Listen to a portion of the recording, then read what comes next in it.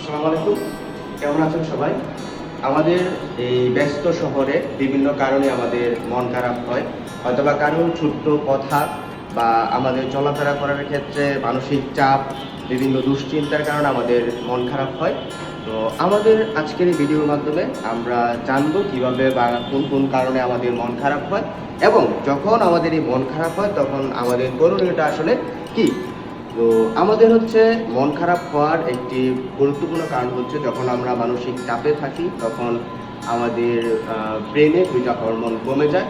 Dopamine hormone কমে যায় এবং হচ্ছে সেরোটোনিন হরমোন কমে যায়। তো অন দ্য আদার হ্যান্ড হচ্ছে আমাদের ব্রেনে একটি হরমোন রিলিজ হয়, সেটা হচ্ছে কর্টিসল হরমোন। তো যখন হচ্ছে ব্রেনে আমরা জানি যে ডোপামিন হরমোন যখন রিলিজ হয় তখন আমরা আনন্দ অনুভব করি।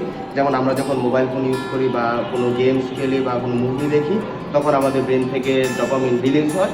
তো এই ডোপামিন যখন রিলিজ কম হয় বা বন্ধ হয় তখন হচ্ছে আমাদের মন খারাপ হয়। তাছাড়া আমরা হচ্ছে বর্তমানে কিছু সিচুয়েশন যদি দেখি যে আমরা বিভিন্নভাবে বেশি পরিমাণ ডোপামিন রিলিজ করি। বেশি মুভি দেখা, ফোন ইউজ করা, রিলস দেখা, এই কারণে অনেক বেশি ডোপামিন রিলিজ হয়। এর কারণে খেলাধুলা সহ ছোটোখাটো অনেক কাজে আমরা এত আনন্দ অনুভব করি না।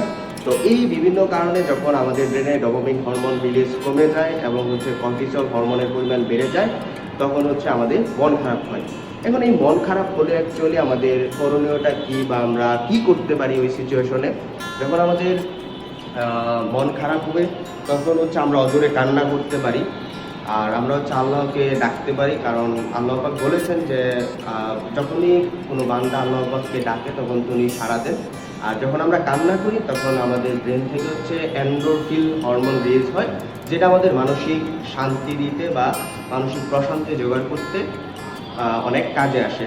দ্বিতীয়ত হচ্ছে আমরা আরেকটা কাজ করতে পারি যে আমরা কৃত্রিমভাবে হোক বা যে কাজগুলো করলে আমাদের আসলে ভালো লাগা কাজ করে, এই কাজগুলো আমরা বেশি করতে পারি।